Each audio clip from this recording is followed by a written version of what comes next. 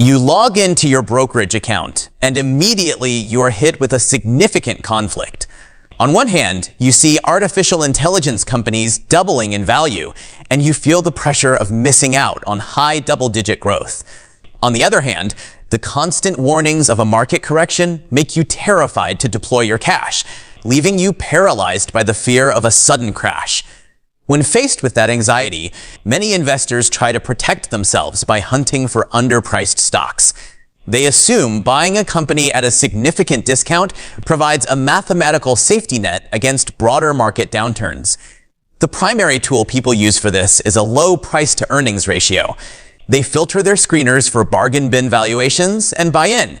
But a low PE ratio often highlights deep internal flaws, such as stagnant revenue, shrinking margins, or an outdated business model, trapping your capital in a company that fails to grow. Contrast that with companies expanding their market share. A business that is rapidly growing its revenue and doubling its profit margins mathematically justifies a premium price tag. Paying more upfront for a high-performance engine yields a far higher return than buying a broken engine for pennies. Managing these competing forces requires moving away from the hunt for individual bargains. Instead, building wealth effectively requires a structural balance that mathematically plans for both growth cycles and market pullbacks. The financial media thrives on the excitement of high-frequency tech trend trading. Jumping in and out of the hottest micro trends feels proactive, but it heavily contrasts with the actual math of long-term asset holding. Active trading introduces invisible portfolio killers that silently drain your returns. Every time you lock in a quick profit, you trigger short-term capital gains taxes, and constant reallocation incurs transaction fees that drag down your total principal over time. Look at this split-screen chart mapping out two different approaches. The left side illustrates the erratic, stressful reality of actively moving capital in and out of a volatile market. You capture some sharp peaks, but you suffer deep, sudden valleys that require constant monitoring. Now look at the right side. This smooth, upward-trending green curve represents a 10-year buy-and-hold strategy focused on dividend reinvestment. By letting your payouts automatically buy more shares, you build an accelerating wealth curve that requires zero daily management. Holding long-term requires psychological endurance. You have to actively ignore daily market noise and stomach temporary drawdowns, trusting the underlying cash flow of the business rather than the daily ticker price. Constant transactional friction and emotional fatigue destroy more wealth than actual market corrections. To survive, you need an architectural setup built for resilience. We build that architecture by employing the barbell strategy. We start on the high-risk, high-reward side of the barbell by examining the intense momentum driving the AI infrastructure sector today. This quadrant chart provides our primary evaluation framework. It maps assets by balancing potential price volatility and risk on the vertical axis against dividend yield and stability on the horizontal axis. Right up here in the high-risk, low-yield zone is Micron Technology, ticker symbol MU. Global data center expansions require specific high-capacity memory, and Micron captures direct revenue surges from every new facility built. Memory is a cyclical market. Hardware suppliers face vulnerability the moment tech giants decide to pause or slow down their AI spending, which causes aggressive swings in their stock price. Sitting right next to them is Seagate Technology, ticker symbol STX. While Micron provides the active memory, Seagate supplies the physical mass-capacity storage drives required to house the datasets training these AI models. Both of these companies are pure infrastructure plays. Their profit margins are entirely tethered to hyperscalers continuously approving new construction budgets. These AI growth engines provide high upside when capital is flowing. However, their cyclical nature guarantees market drawdowns during tightening periods, making them too volatile to hold as your entire portfolio. To safely hold those explosive growth stocks, we look to the opposite end of the market and load the other side of the barbell. We need businesses that provide baseline financial safety regardless of what the broader economy is doing. Returning to our chart, we drop Procter Gamble, ticker symbol PG, into the low-risk, high-yield quadrant. Their business model relies on habitual, recession-proof purchases. People buy detergent, toothpaste, and razors, whether the stock market is hitting all-time highs or crashing. That consistency earns them the title of a dividend king. They have maintained the requirement of increasing their dividend payouts to shareholders for nearly 70 consecutive years. The core trade-off here is intentional.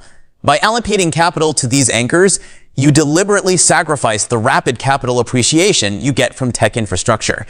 Instead of rapid price growth, a perpetually rising dividend payout acts as a mechanical hedge against long-term inflation, ensuring your purchasing power doesn't erode over decades. More importantly, receiving predictable cash payouts provides a crucial psychological anchor. When a bear market hits and your growth stocks turn red, watching cash hit your account prevents panic. Defensive anchors are not designed to create overnight wealth.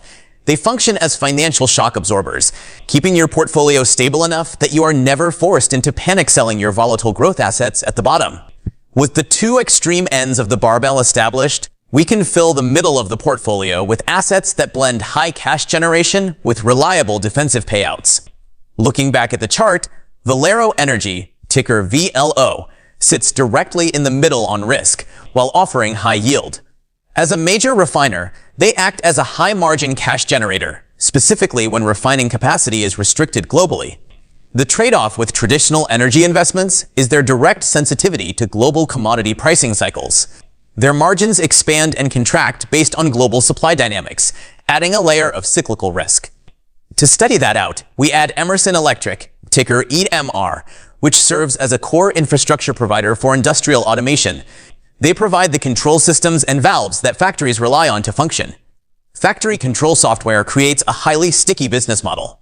Once a manufacturing plant installs Emerson's automation systems, replacing them becomes so costly and operationally disruptive that clients rarely switch providers. Industrial automation quietly absorbs the benefits of the AI revolution.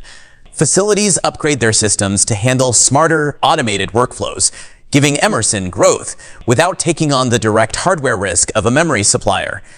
Because it offers this hybrid safety profile, combining tech-adjacent growth with decades of dividend hikes, Emerson trades at a premium compared to riskier industrial competitors. Combining these hybrid cash generators with stable anchors builds a defensive foundation that effectively counterweights a heavy allocation in tech.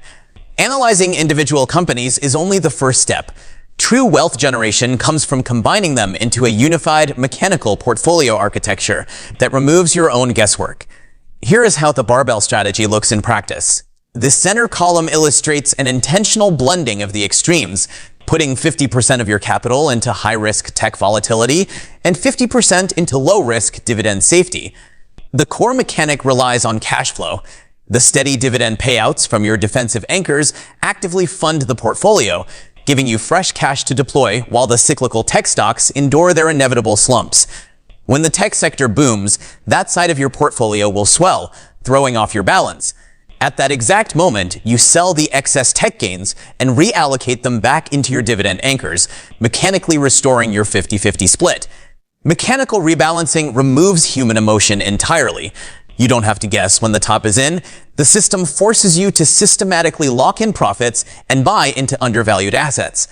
The strategy turns growth and dividends into a symbiotic relationship, where one side's strength offsets the other side's risk. We can map this strategy directly to your specific goals. If you fall into the growth chaser profile, focused on long-term capital appreciation, your barbell looks like this: 80% tech infrastructure, 20% dividends. Young investors with a 20-plus year horizon must overweight the tech sector. You have the timeline to capture compounding growth, which requires accepting high daily volatility along the way. Contrast that with the wealth preserver profile, designed for retirees or highly anxious beginners. This flips the architecture, putting 80% into dividends and 20% into tech. Wealth preservation prioritizes the psychological safety of a consistent yield.